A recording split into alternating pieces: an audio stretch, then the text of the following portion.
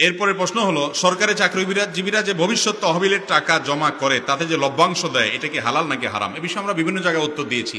Provident ফান্ডের যে টাকা সরকারি চাকরিজীবীদেরকে, অনেক বেসরকারি প্রতিষ্ঠানে বেসরকারি চাকরিজীবীদেরকেও দেওয়া হয়, যেই টাকাটা কর্তৃপক্ষ, কোম্পানি বা সরকার বাধ্যতামূলক কেটে নেয়, এত পার্সেন্ট এটা আপনার বেতন থেকে কেটে নেওয়া হবে, আপনি চাইলেও দেওয়া হবে না।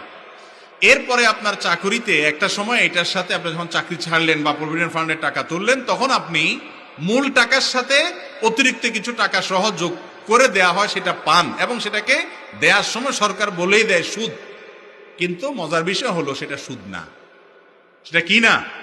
সুদ না। কারণ হলো, সুদ বলা হয় আপনি নিজে টাকা দিয়েছেন লাভের আশায়, ব্যবসায়িক ভিত্তি ছাড়া সুদের ভিত্তিতে টাকা প্রফিট নিয়েছেন, এটা সুদ। লোন দিয়ে অতিরিক্ত নিয়েছেন। কিন্তু এখানে আপনাকে সরকার বা ওই প্রতিষ্ঠান আপনার বেতন দেওয়ার সময় বাধ্যতামূলক যে কেটে নিচ্ছে, সেখানে আপনার ইচ্ছা নাই, স্বাধীনতা নাই, জোর করে আপনার থেকে রেখে দিচ্ছে। জোর করে বলতে বাধ্যতামূলক কেটে নিচ্ছে। এই যে রেখে দিচ্ছে, এই রেখে দেওয়ার পর অতিরিক্ত যে টাকা দেয় সেটা সে সুদ বলে দিলেও সুদ হবে না, কারণ আপনি এখানে জমা রেখে অতিরিক্ত নিয়েছেন, ব্যাপারটা আপনি কিছু করেনই নেই। আপনাকে কেমন যেন বেতন আপনার 10,000 ধার্য করে আপনাকে 8,000 দিচ্ছে, 2,000 দেয় নাই, কথার কথা। ওই 2,000 আপনি পানই নাই কেমন যেন, এখন দেওয়ার সময় সে বাড়াই দিচ্ছে। এটা